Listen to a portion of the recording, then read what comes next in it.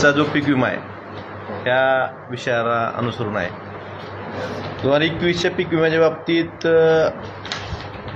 न्यायालयाने काय निर्णय दिला आणि त्यानंतर दरवेळेसप्रमाणे मिळाले की आमच्यामुळं आणि नाही मिळाले की ठाकरे सरकारमुळे मिळालं नाही. ठाकरे सरकार फक्त 2-2.5 वर्ष सत्तेत होतं, पण मागच्या 40-45 वर्षापासून सत्तेत कोण होतं हे सगळ्या जिल्ह्याला माहीत आहे. आताही कोण आहे ते माहीत आहे. पण कुठलं की जी गोष्ट नाही झाली की ठाकरे सरकारमुळे झाली नाही, ही जी काही गोष्टी काही लोकांचं नेहमीच खोटी गोष्ट पसरवायचा जो प्रयत्न असतो, हा म्हणजे त्यातली वस्तुस्थिती काय ही तुम्हाला सांगण्यासाठी आजची पत्रकार परिषद आहे. 2021च्या पीक विम्याच्या बाबतीत अडचण काय होती ही आपण सुरुवातीला समजून घेऊ. त्यावेळेस जी विमा कंपनीनं नुकसान भरपाई दिली होती ती नुकसान भरपाई 50% दिली होती. आणि का दिली होती? क्रॉप कॅलेंडरनुसार कापणीच्या आपलं 15 ऑक्टोबर ते 15 नोव्हेंबर हे क्रॉप कॅलेंडरनुसार कापणीचा पिरियड आहे, पीक कापणीचा. आणि त्या पीक कापणीच्या पिरियडमध्ये त्याच्या जर 15 दिवस आधी इंटिमेशन त्या 15 दिवसात जर आले तर 50% पंचनाम्याच्या आधारे आणि 50% ते जे उत्पन्न आहे जे ह्याचं पीक कापणी प्रयोगात जे उत्पन्न येतं असं धरून नुकसान भरपाई द्यायची तरतूद आहे. परंतु आपण जर 2021च्या बाबतीत बघितलं की एकूण 3,44,702 3,44,702 पूर्वसूचना हे शेतकऱ्यांनी दिल्या होत्या, जे आता इंटिमेशन आपण जे म्हणतो. आता आपण बघतोय की आता ते सध्या बंद आहे ह्या वर्षी, पण त्या वर्षी 3,44,702 इंटिमेशन लोकलाइज कॅलॅमिटीचं म्हणजे स्थानिक आपत्तीचे शेतकऱ्यांनी ह्या इंटिमेशन दिले होते. त्यातल्या पूर्वसूचना म्हणजे 30 सप्टेंबरपर्यंत ज्या पूर्वसूचना होत्या 2,45,467 ह्या 30 सप्टेंबरच्या आतल्या होत्या. म्हणजे ज्या कंपनीनं जो नियम लावला की पीक कापणीच्या 15 दिवस आधी पर्यंत 50% आपला जो हा मुद्दा आहे 21.5.10 म्हणजे आपलं जे विमा कंपनी बरोबर जे अग्रीमेंट झालेलं आहे त्यातलं 21.5.10 हा केंद्र सरकार जे आपले गाईडलाईन्स आहेत त्यातला जो मुद्दा आहे, त्या मुद्द्याच्या आधारे आपल्याला पूर्वसूचना दिल्यानंतर वैयक्तिक पंचनामे आहेत, हे कुठलेही रँडम म्हणजे सरसकट पंचनामे आहेत, वैयक्तिक प्रत्येकाचे पंचनामे. त्याच्यात जी नुकसान भरपाई आहे त्या नुकसान भरपाईच्या आधारे ही नुकसान भरपाई म्हणजे जे पंचनामे झाले होते त्या आधारे नुकसान भरपाई मिळणं अपेक्षित होतं. त्यात फक्त त्यांनी चुकीचा नियम लावून जे हे 15 दिवसातले आहेत ते लागू होत नाही असं लावून त्यांनी 50% फक्त 374 कोटी रुपये आपल्याला शेतकऱ्यांना रक्कम दिली होती. त्या दुप्पट मिळायला पाहिजे होतं. 374 कोटी दिले, त्या दुप्पट मिळणं अपेक्षित होतं. त्याच्या बाबतीत पहिल्यांदा तक्रार झाली 31/5/22ला जिल्हास्तरीय समितीकडे, जी जिल्हाधिकाऱ्याच्या अध्यक्षतेखाली असते. जिल्हास्तरीय समितीने निर्णय दिला की हे कंपनीने दिलेली नुकसान भरपाई चुकीची आहे आणि कंपनीनं उर्वरित 374 कोटी रुपये शेतकऱ्यांना द्यावेत. 748 कोटी उरले 374 कोटी. नंतर तो विषय गेला विभागस्तरीय समितीकडे. 22/8/22ला विभागाची बैठक झाली. त्यांनी जिल्हाधिकाऱ्यांचा निर्णय कायम ठेवला आणि त्यांनी पण सांगितलं की शेतकऱ्यांना उर्वरित 374 कोटी रुपये दिले पाहिजेत कंपनी, कारण त्यांनी जो नियम निकष लावला होता तो चुकीचा होता. त्यानंतर जिल्हाधिकाऱ्यांनी RRC कारवाई त्या बाबतीत प्रस्तावित केली आणि ह्या RRC कारवाईच्या विरोधात कंपनी कोर्टात गेली होती. आणि 31/10/22ला हा राज्यस्तरीय समितीकडे हा विषय गेला आणि 31/10/22ची प्रोसिडिंग आता तुमच्या समोर आहे. 31/10/22ला राज्यस्तरीय तक्रार निवारण समितीकडे बैठक गेली. त्या बैठकीला मी स्वतः होतो. अनिल जगताप साहेबांनी स्वतः त्यात म्हणजे तक्रार करते ते आहेत, त्या बाबतीत तेही सांगतील. आणि 31/10/22च्या बैठकीचं इतिवृत्त बैठकच झाली 24 जानेवारी 23ला. परंतु 31/10/22ला राज्यस्तरीय समितीकडे तक्रार गेल्यानंतर त्यांनी तात्काळ बैठक घेणं अपेक्षित होतं. आता हे नेहमी म्हणतात की उद्धव ठाकरे साहेबांनी शेतकऱ्यांसाठी बैठक घेतली नाही, नेहमी असतं. मग मला प्रश्न विचारायचा आहे, 31/10/22ला सरकार कोणाचं होतं? ज्यावेळेस राज्यस्तरीय तक्रार निवारण समितीकडे ही तक्रार गेली त्यावेळेस सरकार कोणाचं होतं? 31/10/22ला सरकार कोणाचं होतं? मग ही बैठक का झाली नाही त्यावेळेस लगेच? आणि 31 नोव्हेंबर 22ला ज्यावेळेस कंपनी उच्च न्यायालयात जाते आणि त्यानंतर RRC कारवाईला स्थगिती देते, त्यानंतर मग बैठकच झाली 24 जानेवारी 23ला. त्यावेळेस सरकार कोणाचं होतं? हाही विषय आपण सगळ्यांनी लक्षात घेतला पाहिजे. आणि 24 जानेवारी 2023ला बैठक झाली. त्या बैठकीत अनिल जगताप साहेब असतील, त्यावेळेस कंपनीचे प्रतिनिधी होते बजाज लाईनचे, त्यावेळेसचे आपले जिल्हा अधीक्षक कृषी अधिकारी होते, मी होतो. त्या सगळ्यांनी आपली आपली बाजू मांडली. आणि त्यानंतर मग राज्यस्तरीय तक्रार निवारण समितीने काय दिलं असेल? राज्यस्तरीय तक्रार निवारण समितीची मी याबाबत लक्षवेधी सुद्धा मांडली होती. त्यावेळेस धनंजय मुंडे कृषी मंत्री होते, त्यावेळेस चर्चा पण झाली होती की कंपनी RRC कारवाईच्या विरोधात कोर्टात गेलेली आहे, तुम्हाला बाकीची कुठलीही प्रोसिडिंग थांबवायची गरज नव्हती. तरी पण त्या राज्य सरकारच्या 24 जानेवारी 23ला राज्य सरकारची जी राज्यस्तरीय तक्रार निवारण समितीची बैठकीचं इतिवृत्त आलं, त्यात शेवटचा त्यात काय सांगितलं? सबब मान्य उच्च न्यायालय प्रलंबित प्रकरणाचा निकाल लागेपर्यंत प्रकरण प्रतीक्षाधीन ठेवावे. मग हे सगळं सरकार कोणाचं होतं? बरं, कंपनी कशासाठी गेली होती कोर्टात? की RRC कारवाईला RRC कारवाई करायचे जिल्हाधिकाऱ्यांना अधिकार नाहीत आणि ह्याच्यावर त्यांनी स्थगिती घेतली होती. बरं, स्थगिती देताना सुरुवातीला उच्च न्यायालयानं असं सांगितलं होतं की त्यावेळेस कंपनीनं असं सांगितलं की जिल्हाधिकाऱ्यांना अधिकारच नाहीत. आणि ज्यावेळेस निकाल लागला आता त्यावेळेस उच्च न्यायालयाने हे निदर्शनास आलं की 25 लाखापर्यंतचे अधिकार जिल्हाधिकाऱ्यांना आहेत. पण हा विषय जिल्हाधिकाऱ्यांनी RRC कारवाईच्या बाबतीत च्या अधिकाराच्या बाबतीत झाला होता. पण त्यावेळेस राज्यस्तरीय तक्रार निवारण समितीनं अद्यापपर्यंत ह्या गोष्टीचा निकाल का दिला नाही? त्यावेळेस सरकार कोणाचं होतं? आज सरकार कोणाचं आहे? ह्याच्या बाबतीत आणि बैठका जे उद्धवजी ठाकरे साहेबांनी बैठक शेतकऱ्यांसाठी घेतल्या नाहीत हे विचारतात नेहमी. मला त्यांना विचारायचंय की मागचे मुख्यमंत्री महायुतीचे असतील किंवा आजचे मुख्यमंत्री असतील, ह्यांनी शेतकऱ्यांच्या प्रश्नासाठी विम्यासाठी किती बैठका घेतल्या ही सांगावं जनतेला. धाराशिव जिल्ह्यातल्या झाली का एकतरी बैठक? दुसऱ्यांना तुम्ही उद्धव ठाकरे साहेबांनी बैठक घेतलाय म्हणून सांगता नेहमी, तुम्ही किती बैठका घेतल्या हेही सांगावं ना. आणि सगळ्यात महत्वाचं, आता जो निकाल आलेला आहे त्या निकालामध्ये काय सांगितलंय? ह्या निकालात त्यांनी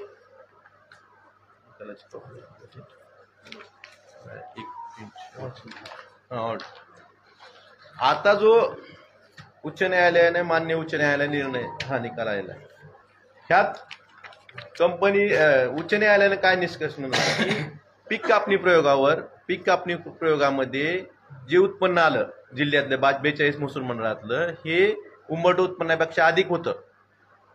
ह्या निष्कर्ष काढून कोर्टानं आपली जी याचिका होती म्हणजे कंपनीच्या बाजूने निकाल दिला. मला एकच प्रश्न विचारायचा आहे, ह्यांनी खाजगी वकील लावले, राज्य सरकारच्या वतीने खाजगी वकील लावले म्हणून सांगतात, त्याचे श्रेय घेतात. मग हा आपला विषय होता 21.5.10.1चा. हा काय? जे शेतकऱ्यांनी वैयक्तिक इंटिमेशन दिले होते आणि त्या इंटिमेशन आधारे जे पंचनामे झाले होते त्या पंचनामे आधारे जी नुकसान भरपाई म्हणजे ह्यात आपल्याला सांगितलेलं आहे त्यांनी की यात पंचनामे झाले होते तालुका सर्वेक्षणानुसार 68% ते 86% नुकसान आढळून आलेलं होतं. त्यामुळं त्यांनी जे आपल्याला नुकसान भरपाई दिली होती 50% प्रमाणे ती चुकीची होती. मग राज्य सरकारच्या वतीने जे सरकारी वकील असतील किंवा जे राज्य सरकारच्या वतीने जे खाजगी वकील असतील त्यांनी काय म्हणायला पाहिजे होतं तिथं किंवा ह्यात पीक कापणी प्रयोगाचा आणि ह्या ज्या वैयक्तिक पंचनाम्याचा हे कुठेही संबंध नाही. पीक कापणी प्रयोग आधारे ही आपण नुकसान भरपाई मागतच नव्हतो.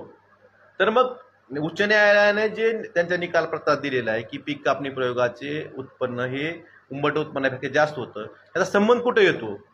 मग आमचं काय म्हणणं आहे की तुम्ही खाजगी वकील लावले, मोठी त्याला सरकारच्या वतीने फीस दिली गेली किंवा राज्य सरकारचे सरकारी वकील असतील, ह्यात तुम्ही अपयशी ठरलाव की कोर्टाला समजून सांगण्यात की ह्याचा पीक कापणी प्रयोगाचा आणि ह्या नुकसान भरपाईचा काही संबंध नाही.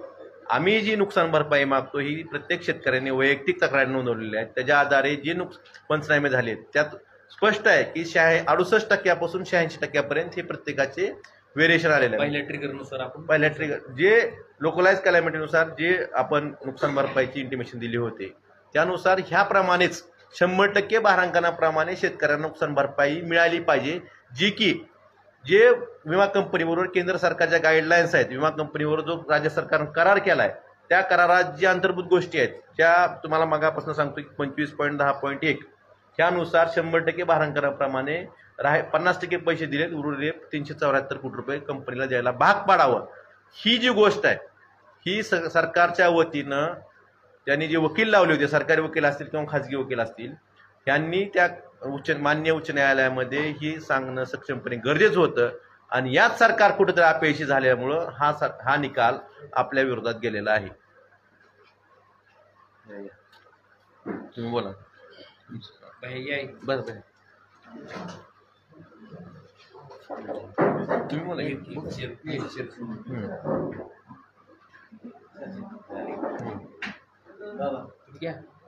तुम्ही इकडे बस.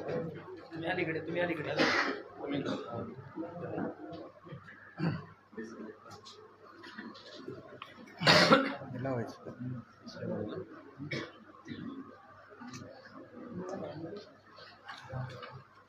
नमस्कार, मी अनिल जगताप.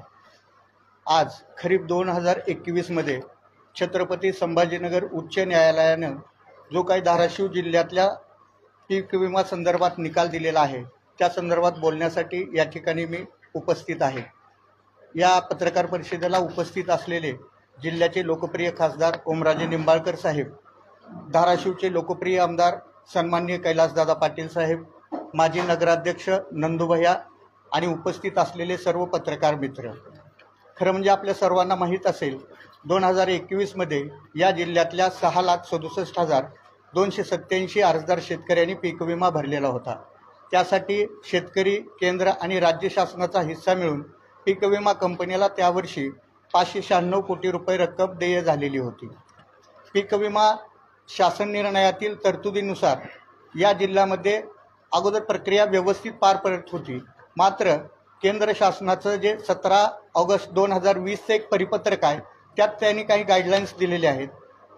त्या पद्धतीनुसार या जिल्ह्यातल्या जवळपास 3,44,702 शेतकऱ्यांनी पूर्वसूचना दिलेल्या होत्या. एकूण त्यापैकी 3,04,081 पूर्वसूचना सोयाबीन पिकाच्या होत्या. आणि यात महत्त्वाचं म्हणजे जो आपला पीक कापणी कालावधी आहे, क्रॉप कॅलेंडर, दरवर्षी राज्य शासन प्रत्येक पिकाचं एक क्रॉप कॅलेंडर प्रत्येक जिल्ह्याला दिलं जातं आणि पीक कापणीचा कालावधी निश्चित केला जातो. आपल्या जिल्ह्यामध्ये 2021ला त्यावर्षी पीक कापणीचा कालावधी होता 15 ऑक्टोबर ते 15 नोव्हेंबर. आणि त्याच्यात अट अशी आहे की या पीक कापणी कालावधीच्या अगोदर 15 दिवस अर्थात 30 सप्टेंबरपर्यंत जर पूर्वसूचना आल्या तर त्याला 100% भारांकन म्हणजे 100% नुकसान भरपाईची रक्कम दिली जावी. 30 सप्टेंबर 2021 पर्यंत या जिल्ह्यातल्या 2,45,467 सोयाबीन उत्पादक शेतकऱ्यांनी पूर्वसूचना दिल्या होत्या. त्याला 100% रक्कम अर्थात 748 कोटी रुपये मिळणं अपेक्षित असताना देखील चुकीच्या पद्धतीनं केंद्रीय परिपत्रकाचा अर्थ काढून त्यावेळेसची बजाज अलायन्स पीक विमा कंपनीनं या जिल्ह्यातल्या शेतकऱ्याला केवळ 374 कोटी रुपये वाटप केले गेले होते. याविरुद्ध सुरुवातीला जिल्हाधिकारी यांच्याकडं जिल्हास्तरीय समितीची बैठक झाली. शेतकऱ्याच्या बाजूने निकाल दिला गेला. 748 कोटी रुपये देण्याचे आदेश झाले. त्यानंतर हे प्रकरण विभागीय आयुक्त कार्यालयाकडे गेलं. त्यानेही या प्रकरणामध्ये कंपनीनं अपील दाखल केलेलं नाही असे आदेश देत या जिल्ह्यातल्या शेतकऱ्यांना 748 कोटी रुपये द्यावे आणि माननीय जिल्हाधिकाऱ्यांनी या प्रकरणात पुढील कारवाई सुरू करावी असे आदेश दिले होते. या आदेशानुसार माननीय जिल्हाधिकाऱ्यांनी बजाज अलायन्स पीक विमा कंपनीच्या विरोधामध्ये RRC अर्थात महसुली कारवाईला सुरुवात केली होती. याविरुद्ध जेव्हा पीक विमा कंपनी उच्च न्यायालयामध्ये गेली त्यावेळेस माननीय उच्च न्यायालयाने राज्य शासन पीक विमा योजनेमध्ये जिल्हाधिकाऱ्यांना RRC कारवाईचे अधिकार आहेत हे दाखवून देण्यात अपयशी ठरलं असं सांगून त्यावेळेस स्टे ऑर्डर केलेली होती. आणि दुर्दैवानं एक महत्त्वाचा मुद्दा या ठिकाणी मी मांडू इच्छितो.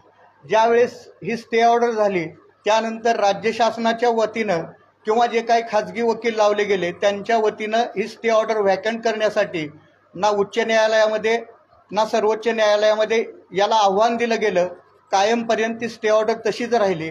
परिणामी माननीय जिल्हाधिकाऱ्यांनी जी RRCची कारवाई सुरू केली होती त्याला खीळ बसली. दरम्यानच्या कालखंडामध्ये आपल्या जिल्ह्याचे लोकप्रिय खासदार ओमदादा असतील, लोकप्रिय आमदार कैलासदादा असतील यांच्या मार्गदर्शनाखाली मी राज्यस्तरीय तक्रार निवारण समितीकडे याचिका दाखल केली. राज्यस्तरीय समितीची बैठक 24 जानेवारी 2023ला मंत्रालयामध्ये झाली आणि या बैठकीमध्ये राज्यस्तरीय तक्रार निवारण समितीनं उच्च न्यायालयामध्ये हे प्रकरण चालू असल्यामुळं निकाल देण्याचं टाळलं. खरं म्हणजे उच्च न्यायालयामध्ये RRC प्रकरणाला स्थगिती दिल्याचं प्रकरण चालू होतं. आम्ही म्हणत होतो की जी काही विसंगती या पैसे देण्यावरून बजाज अलायन्स पीक विमा कंपनीनं निर्माण केलेली आहे, जिथं 100% भारांकन द्यायचं तिथं केवळ 50%च भारांकन दिलं गेलं आहे. उर्वरित 374 कोटी रुपयाची रक्कम आपण आदेशित करावा या जिल्ह्यातल्या शेतकऱ्यांना देण्याची. मात्र त्यावेळेसचे राज्य तक्रार निवारण समितीचे सचिव एकनाथ डवले साहेब होते. त्यांनी सांगितलं की हे प्रकरण उच्च न्यायालयामध्ये सुरू आहे, त्यामुळं या प्रकरणाचा निकाल न देता उच्च न्यायालयामध्ये जो काही निर्णय येईल त्याच्या अधीन राहून आम्ही निर्णय देऊ. आता उच्च न्यायालयामध्ये जर विरोधामध्ये निर्णय दिला गेला तर राज्यस्तरीय समिती कशा प्रकारे आपल्याला निकाल देणार हे देखील एक कोडा आहे. याचा अर्थ महाराष्ट्रातल्या त्यावेळेस राज्यस्तरीय तक्रार निवारण समितीनं हात झटकल्यामुळं आज 374 कोटी रुपयाला या जिल्ह्यातला शेतकरी मुकलाय असं अतिशय खेदानं या ठिकाणी म्हणावं लागेल. दरम्यानच्या कालखंडामध्ये हे प्रकरण उच्च न्यायालयामध्ये चाललं. स्टे वॅकंट करायला कोणीही प्रयत्न केला नाही आणि दुर्दैवानं 12 सप्टेंबर रोजी या प्रकरणाचा निकाल दिला गेला आणि निकाल देत असताना पीक कापणी प्रयोगा आधारे जे काही उत्पन्न आलं ते बरोबर होतं आणि दिलेली रक्कम बरोबर आहे असं उच्च न्यायालयानं सांगत हे प्रकरण संपवलं. मी आपल्याला हे 2021च्या संदर्भातलं झालं. आता वारंवार या जिल्ह्यामध्ये म्हणजे महायुती असेल किंवा महाविकास आघाडी असेल, मी कुणाचीही बाजू घेत नाही. एखाद्या प्रकरणाचा निकाल लागला की सांगितलं जातं की उद्धव ठाकरे साहेबांच्या कालखंडामधलं हे प्रकरण आहे, त्यावेळेस उत्पादन जी पीक कापणी प्रयोग व्यवस्थित झाले नाहीत त्यामुळं अशा पद्धतीचा निकाल गेला. 1-2 उदाहरणं मी आपल्यासमोर ठेवतो जे की देवेंद्र फडणवीस साहेबांच्या काळात नव्हे त्यांच्याच मंत्र्यांनी दिलेले आदेश आहेत, त्याची अंमलबजावणी देखील अद्यापर्यंत या जिल्ह्यामध्ये झालेली नाही. मी असं कधीच म्हणणार नाही की ते माननीय कृषी मंत्र्यांनी दिलेले आदेश होते त्याला तुम्ही जबाबदार आहे, कारण ही शेवटी जिल्ह्याची सगळ्याचीच नैतिक जबाबदारी आहे. इथं केवळ चिखलफेक करून थांबणार नाही. आता आपल्याला स्थगितीचं नाही तर प्रगतीचं राज्य आणावं लागेल, प्रगती करावी लागेल, स्थगितीनं चालणार नाही. त्याच्यातलं पहिलं उदाहरण मी आपल्याला या ठिकाणी देऊ इच्छितो. खरं म्हणजे हे 22चा विषय आहे, परंतु सांगड कशी घातली जाते आणि चिखलफेक कशी केली जाते हे मी ह्या उदाहरणाद्वारे आपल्याला सांगू इच्छितो. 2022मध्ये देखील भारतीय कृषी विमा कंपनीनं याच पद्धतीनं या जिल्ह्यातल्या शेतकऱ्यांना 50%च रक्कम दिली गेली होती. त्यावेळेसचे तत्कालीन कृषी मंत्री धनंजय मुंडे यांच्याकडे घाई गडबडीत इथल्या काही नेते मंडळींनी बैठक लावली आणि आदेश पारित केला गेला की त्यावेळेस जी काय पीक विमा कंपनी होती त्यांनी पंचनाम्याच्या प्रती द्याव्यात. कारण त्या कालखंडामध्ये आपल्याला माहिती आहे एकाच गट नंबरमध्ये 2 सख्या भावाला एकाला 4,000 रुपये तर एकाला 40,000 रुपये दिले होते. जिल्हाधिकारी कार्यालयामध्ये ओमदादा आणि राधादादामध्ये त्याच्याहून प्रचंड असं रणकंदनही झालं होतं. त्याचे पडसाद आजही उमटतात. मला एवढंच सांगायचं आहे, त्या कालखंडात कृषी मंत्री माननीय धनंजय मुंडे साहेबांनी भारतीय कृषी विमा कंपनीला 1 महिन्याच्या आत पंचनाम्याच्या प्रती द्याव्या असे आदेश दिलेले होते. दुर्दैवानं दादा आजही त्या प्रती मिळालेल्या नाहीत. मग आता आम्ही असं म्हणायचं महाविकास आघाडीवाल्याने की तुमच्या कालखंडातलं ते प्रकरण आहे आणि तुम्ही पंचनाम्याच्या प्रती न दिल्यामुळं या जिल्ह्याला 700 कोटी रुपयाचा फटका बसलाय. मी आपल्याला सांगू इच्छितो, या जिल्ह्यातल्या 2 शेतकऱ्यांनी 1 वर्षभर मेहनत करून पीक विमा कंपनीकडून माहिती अधिकारामध्ये पंचनाम्याच्या प्रती मिळाल्या. एक पद्मराज गर्देमनाचे तुळजापूरचे शेतकरी आहेत आणि अनसुर्ड्याचे माने नावाचे शेतकरी आहेत. दादा पंचनाम्याच्या प्रती हातात पडल्या, त्यांनी अगदी जिल्हास्तरीय, विभागस्तरीय आणि राज्यस्तरीय समितीपर्यंत हे प्रकरण नेलं आणि त्यांना जी मूळ रक्कम मिळाली होती त्याच्या 5 पट रक्कम मिळाली. याचा अर्थ जर पंचनाम्याच्या प्रती दिल्या गेल्या तर धाराशिव जिल्ह्यातल्या शेतकऱ्याला आणखी 700 ते 800 कोटी रुपये मिळतील. आता त्यावेळेसच्या कृषी मंत्र्यांनी पंचनाम्याचे आदेश देऊन देखील अद्याप पंचनाम्याच्या प्रती दिल्या जात नाहीत. आज राज्यामध्ये भारतीय जनता पार्टीची सत्ता आहे, केंद्रामध्ये भारतीय जनता पार्टीची सत्ता आहे. भारतीय कृषी विमा कंपनी ही देखील केंद्राच्या आधिपत्याखाली काम करणारी एक कंपनी आहे. मग त्या कंपनीकडनं जे म्हणतात उद्धव ठाकरे साहेबांच्या कालखंडात घडलं त्याच्यामुळे त्यांना ते जबाबदार आहेत. मग आता आम्ही असं म्हणायचं की तुमच्या कालखंडात दिले गेलेले आदेश देखील अद्यापर्यंत तुमची सत्ता असताना पाळली जात नाही आणि या जिल्ह्यातल्या शेतकऱ्यांना 700 कोटी रुपयाचं नुकसान होतंय. हे कुठंतरी थांबलं पाहिजे. ही सामूहिक जबाबदारी आहे. सगळ्यांनी मिळून या जिल्ह्यातल्या शेतकऱ्याला, सर्वसामान्य माणसाला कसा न्याय मिळेल या दृष्टीनं पाहिलं पाहिजे. आणखी एक दुसरं उदाहरण मी आपल्याला या ठिकाणी देऊ इच्छितो की 2020मध्ये बजाज अलायन्स पीक विमा कंपनीनं शेतकऱ्यांना वेळेत पैसे दिले नाहीत. खरं म्हणजे 29 जून 2020चा एक शासन निर्णय आहे आपल्या पीक विम्याच्या संदर्भात. त्यात असं सांगितलं गेलं की पीक विमा कंपनीनं त्यांना माहिती पुरवल्यानंतर, शासनाचे फंड गेल्यानंतर 2 आठवड्यात जर ती रक्कम नाही दिली गेली तर त्याला 12% प्रमाणे शेतकऱ्यांना पैसे दिले जावेत, व्याज दिलं जावं. आता आपल्याला माहिती आहे 2020ला या जिल्ह्यातल्या 9,48,990 शेतकऱ्यांनी पीक विमा भरला होता. 639 कोटी रुपये रक्कम देय होती. मात्र त्यावेळेस 72 तासात पूर्वसूचना दिल्या गेल्या नाहीत हे सांगून कंपनीनं या जिल्ह्यातल्या 79,000 शेतकऱ्यांना केवळ 56 कोटी रुपयाचं वाटप केलं गेलं. त्यानंतर या जिल्ह्यातल्या शेतकऱ्यांनी, लोकप्रतिनिधींनी उच्च न्यायालयामध्ये याचिका दाखल केल्यानंतर उच्च न्यायालयानं या जिल्ह्यातल्या शेतकऱ्यांना प्रति हेक्टर 18,000 प्रमाणे 635 कोटी रुपये देण्याचे आदेश दिले होते. ज्याच्यातले 376 कोटी रुपये आपल्याला मिळालेले आहेत. 235-40 कोटीसाठी आजही उच्च न्यायालयात प्रकरण सुरू आहे, हिअरिंग झाले आहे. त्याचा निकाल कुठल्याही क्षणाला येऊ शकतो.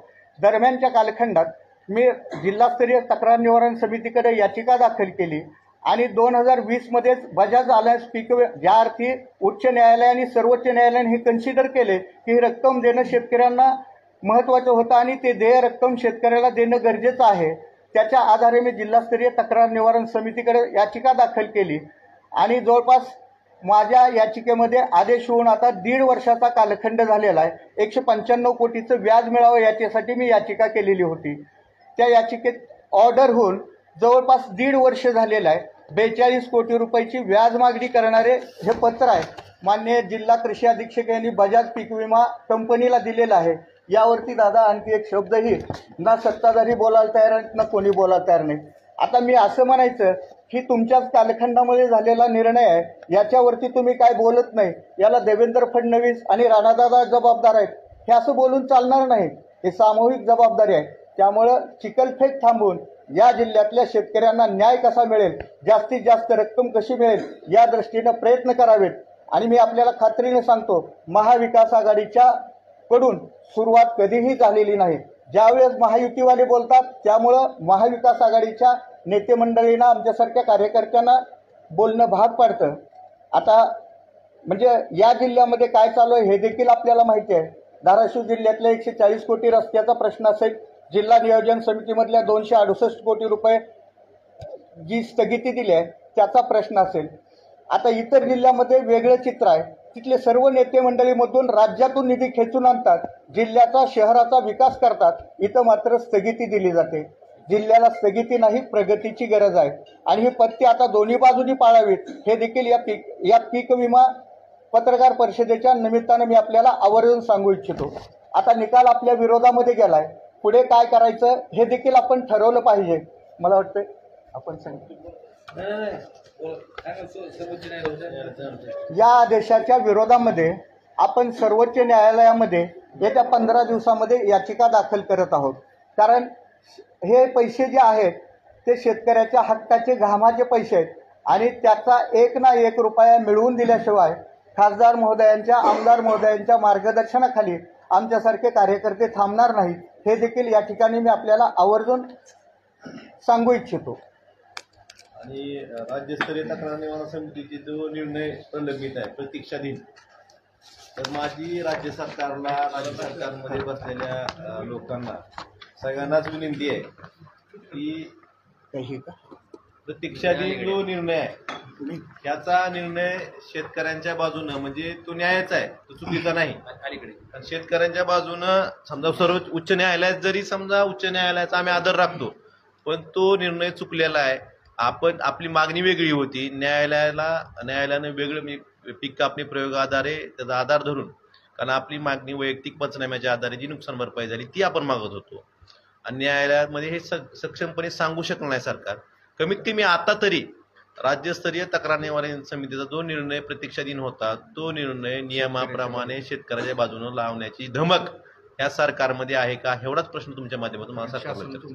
आणि शासन तुमचं आहे, मुख्यमंत्री तुमचे आहेत, खाली वरी सगळे शासन तुमचं आहे, राज्यात केंद्रात सगळं तुमचं आहे. कुठं पडायला विचार आता काय अडचण नसावी असं म्हणा, आणि किती बैठका घ्यायच्या काय करायचं ते घ्या, पण जे शेतकऱ्यांच्या बाजूनं जो निर्णय होणं अपेक्षित आहे एवढी राज्यस्तरीय तक्रार निवारण समितीच्या बैठकीचा जो प्रतीक्षाधीन निर्णय होता तो लावून घ्यावा, एवढीच आमची विनंती तुमच्या माध्यमातून सरकारला आहे.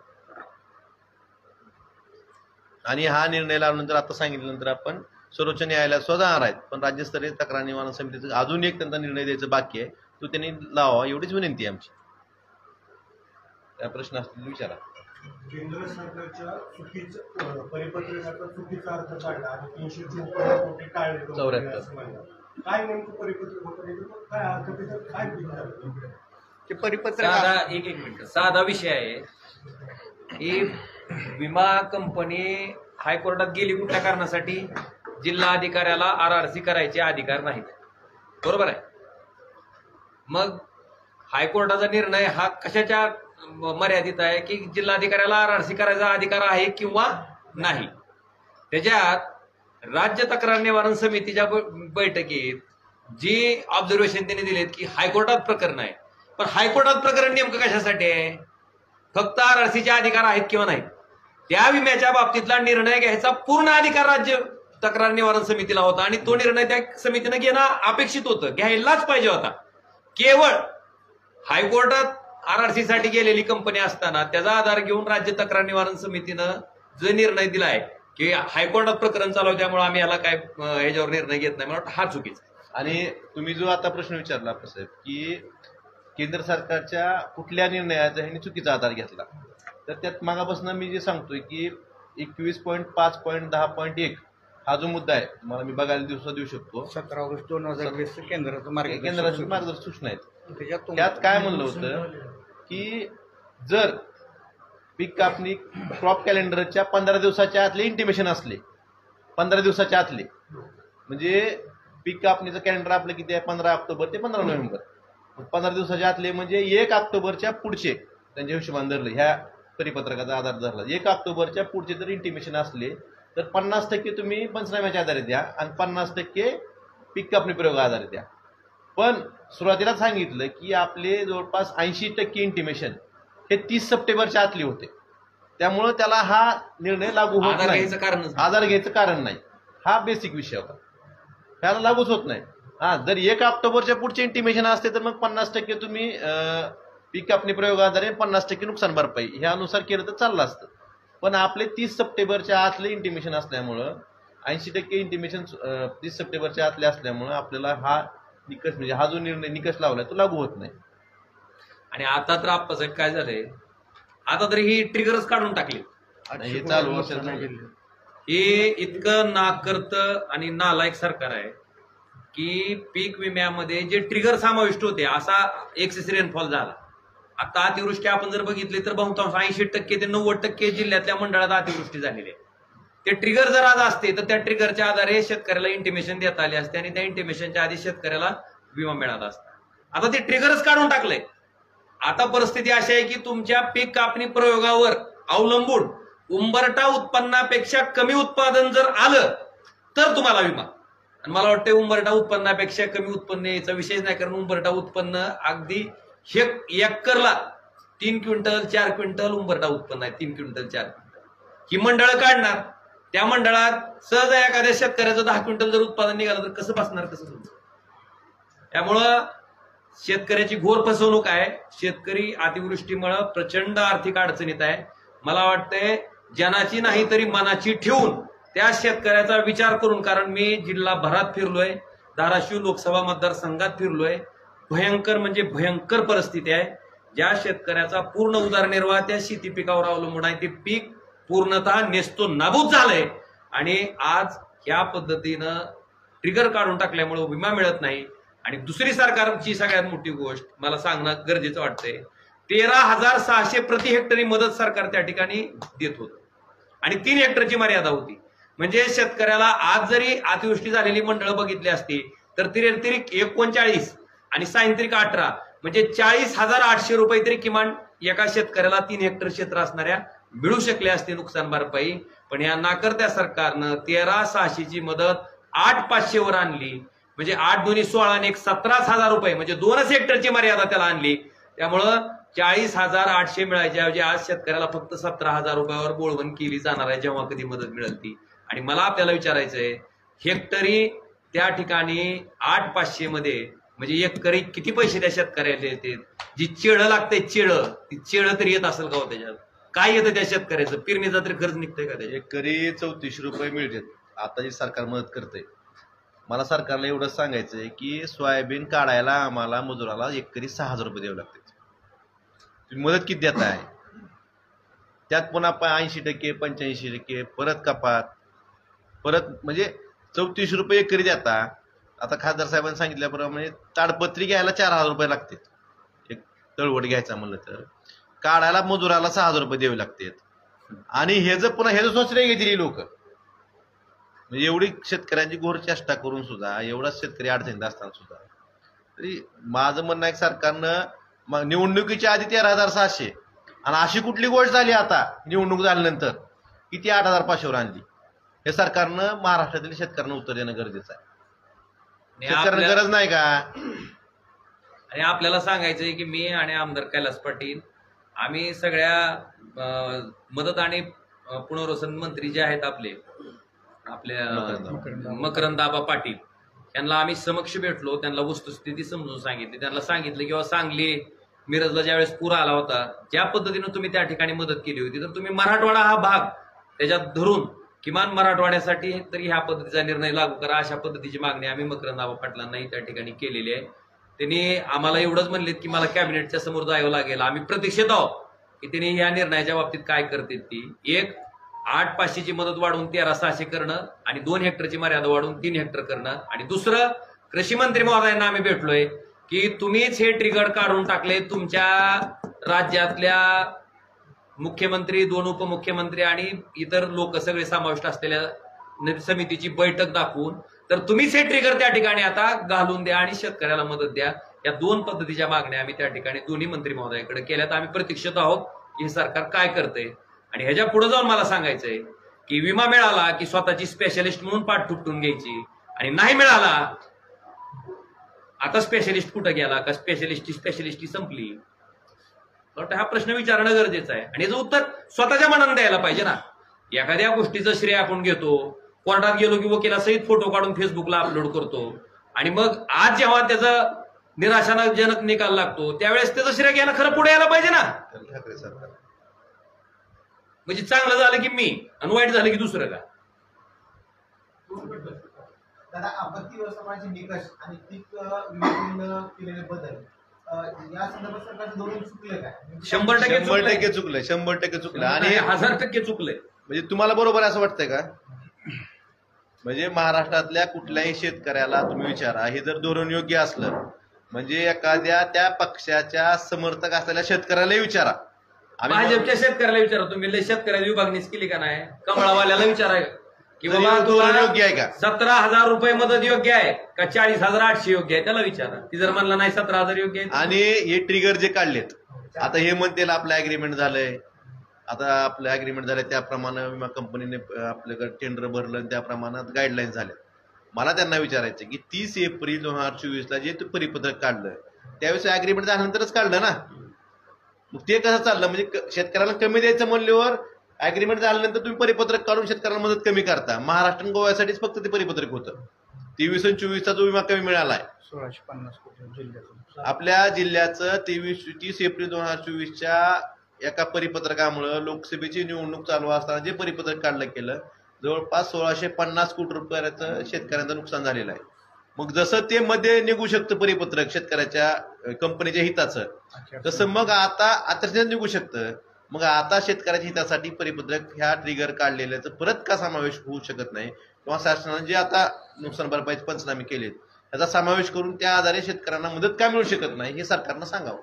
श्रीयवादाच्या लढाईमध्ये जिल्ह्यातील शेतकऱ्यांचं नुकसान झालं. यात हे बघा, ऐका, बरोबर आहे, आम्ही कधीही कुठलंही श्रेय घेत नाही. ज्यावेळेस पहिली याचिका दाखल केली त्यावेळेस शेतकऱ्यांच्या वतीने याचिका दाखल केली आणि आम्ही त्यावेळेसही म्हणलो होतो की हा शेतकऱ्यांच्या लढ्याचं यश आहे. आम्ही कधी आम्हाला घेतलेलं नाही किंवा दोषी कुणाला दिलेला नाही. पण यात श्रेयवादाच्या यात शेतकऱ्यांचं नुकसान तर 22, आता 22चं सांगितलं, 23-24चं जे परिपत्रक आहे हे कुणाच्या काळातलं आम्ही म्हणलं का? आम्ही म्हणलं पाहिजे ना. मग ही जबाबदारी कुणी घ्यायची? सरकार म्हणून तुम्ही ज्यावेळेस प्रतिनिधित्व करता किंवा त्या सरकारच्या गोष्टीचं श्रेय घेता तेव्हा सरकारच्या चुकीच्या गोष्टीचं श्रेय तुम्हीच घेतलं पाहिजे असं मला वाटतं. 2021च्या पीक विमा स्टिकर कंपनीने काढले आणि त्यानंतर आता शेतकऱ्यांचं मोठ्या प्रमाणात अतिवृष्टीद्वारे नुकसान झालं आणि दुसऱ्या जिल्ह्याला मदत मिळाली. नाही, तुम्ही ट्रिगरचा आणि अतिवृष्टीचं तुम्ही मिक्स करताय. दोन विषय. अतिवृष्टी वेगळा आहे. हा, ते पण नुकसान झालं आणि चालूमध्ये जिल्ह्यातील शेतकऱ्यांना मदत मिळाली, तिथं जिल्ह्याला मदत मिळाली. दोन्ही पण आपल्याकडं काही लोकप्रतिनिधी असे आहेत की त्याला घास आणि ऊस दाखवला तर त्यातला घास कोणचा आहे आणि ऊस कोणचा हे कळायचं नाही. म्हणून आता ती मिक्सिंग करून आपण 8 ऑगस्ट आपल्या जिल्ह्याला किती पीक विमा आपला मिळाला? स्पेशालिस्टला विचारणं गरजेचं आहे. अशा काय आकडेवारी आहे का? 2020 आपल्याला मिळणं अपेक्षित आहे 640 कोटी. आतापर्यंत मिळाले 376 कोटी. 76 कोटी एक हिशोब तर होते की. 2021 मिळणं अपेक्षित आहे आपल्याला जवळपास 850 कोटी रुपये. आणि एक सांगा तुम्ही, एक सांगा, बरोबर सांगायला. आज पुन्हा एकदा रिपीट करतो, 2020 मिळणं अपेक्षित आहे आपल्याला 635 कोटी. म्हणजे जे उच्च न्यायालयाचा आणि सर्वोच्च न्यायालयाचे निकाल आहेत त्याच्यात आतापर्यंत आपल्याला 376 कोटी रुपये मिळाले. म्हणजे ती किती बाकी आहे? उर्वरित रक्कम बाकी. मला सांगतो का किती मिळायला पाहिजे? नाही, एकूण ट्रिगर काढल्यामुळे 800 कोटी रुपयाचं ह्या वर्षाचा. कारण आपण जर 23 आणि 24 मध्ये 25% प्रमाणे मिळालेली रक्कम बघितली तर जवळपास ती 250 ते 300 कोटीच्या दरम्यान आहे. 25% म्हणजे 2 वर्षाची मिळून एका वर्षाची 900 आणि एका वर्षाची 750, 1650 कोटी रुपयाचं नुकसान 30 एप्रिल 2024च्या लोकसभेची आचारसंहिता सुरू असताना जी परिपत्रक काढलंय त्याच्यामुळे झालेलं आहे. ती रद्द करायचं म्हणून बैठक झाली राज्याच्या कृषी मंत्र्याची. का रद्द विचारणं अपेक्षित आहे का नाही?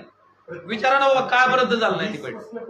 22, 23, 24 मध्ये काय सांगतो 21 नाही 2020 चा एकूण किती सांगितला सांगा मला. 635, 376 मिळाले. सांगा एक मिनिट आप्पासाहेब, 635 कोटी रुपये 2020 चा पीक विमा मिळणं गरजेचं होतं, त्याच्यापैकी मिळाला 376. म्हणजे 2020 च 259 कोटी रुपये मान्य उच्च न्यायालयाचा आणि मान्य सर्वोच्च न्यायालयाचा निकाल लागलेला आहे. त्याचे 259 कोटी रुपये पीक विमा कंपनीनं आपल्याला देणं अजून देय आहे. ही झाला 2020. आता 2021 चा 259 लिहा. 2021 मध्ये जवळपास 850 कोटी रुपये मिळणं अपेक्षित आहे. आता आपल्याला मिळालंय फक्त 489 कोटी. नाही 774 ह्याच्यातला आहे आणि टोटल मिळालेला 489 कोटी. 2021 चं कसं आहे? 850 पैकी 489 मिळाले.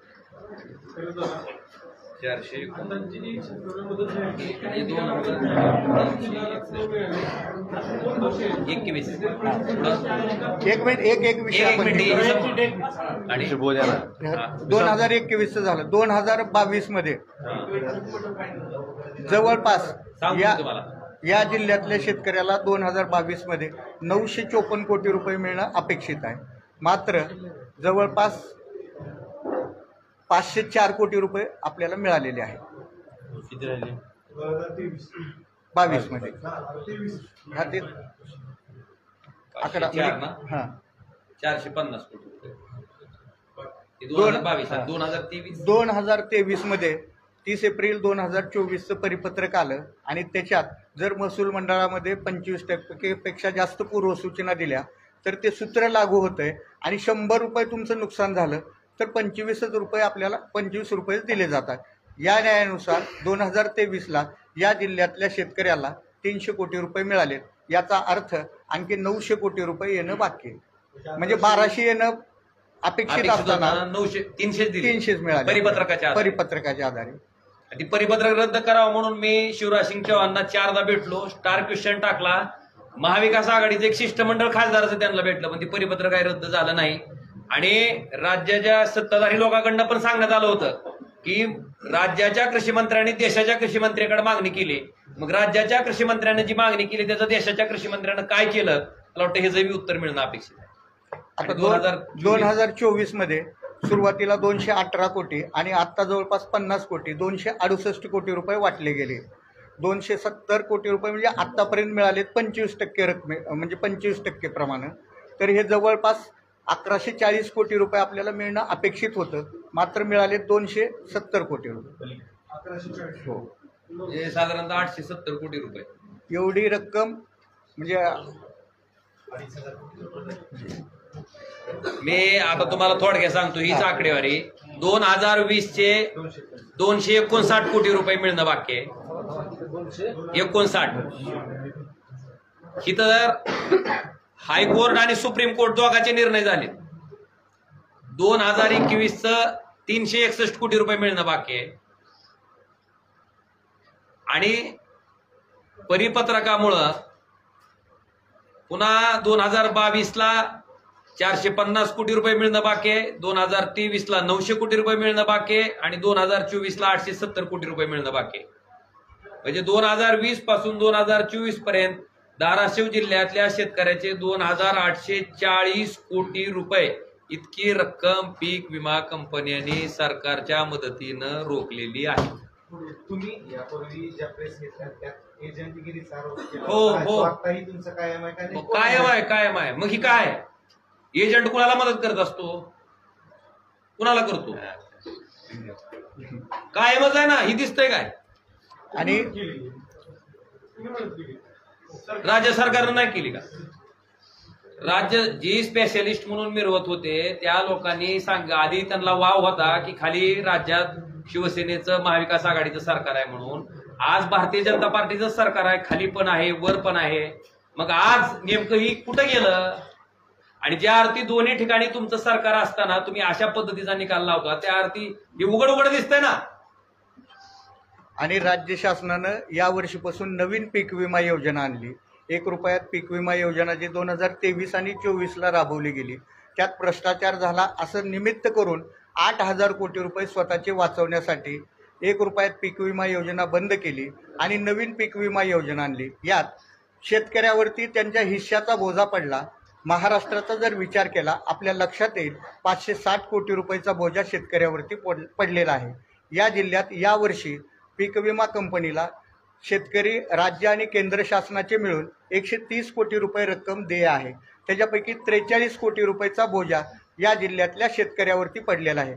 एकीकडे बोजा पडला तर दुसरीकडे पीक नुकसान भरपाई देण्याच्या ज्या पद्धती होत्या, ज्या ट्रिगर होत्या त्या बंद केल्यामुळं जवळपास 800 कोटी रुपये. आता अतिवृष्टी झाली, याच्यात जर पूर्वसूचना दिल्या असत्या आणि 30 एप्रिल 2024चं परिपत्रक नसतं तर या जिल्ह्यातल्या शेतकऱ्यांना 800 कोटी रुपये मिळाले असते, जे की अगदी 40-42 कोटी रुपये पीक कापणी प्रयोगाच्या आधारे मिळतील.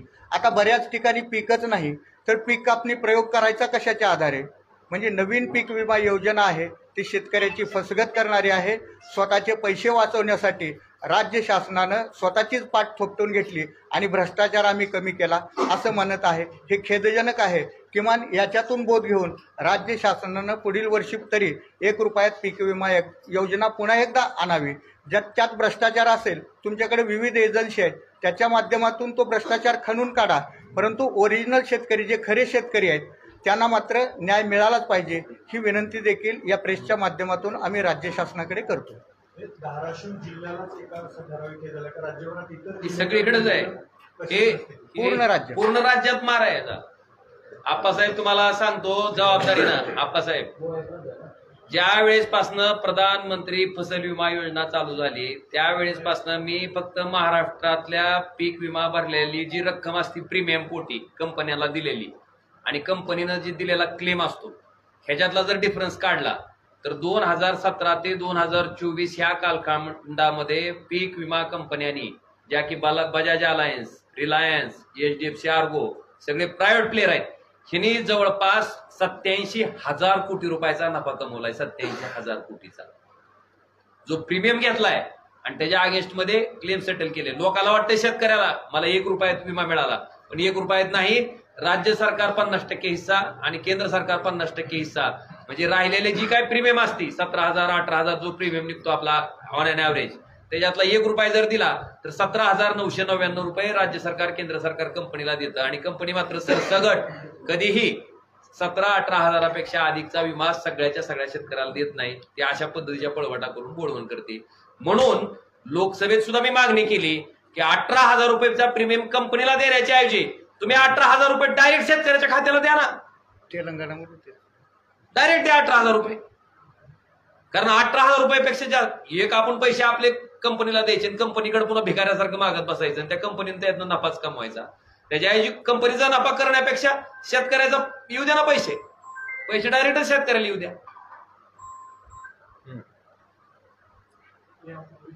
काय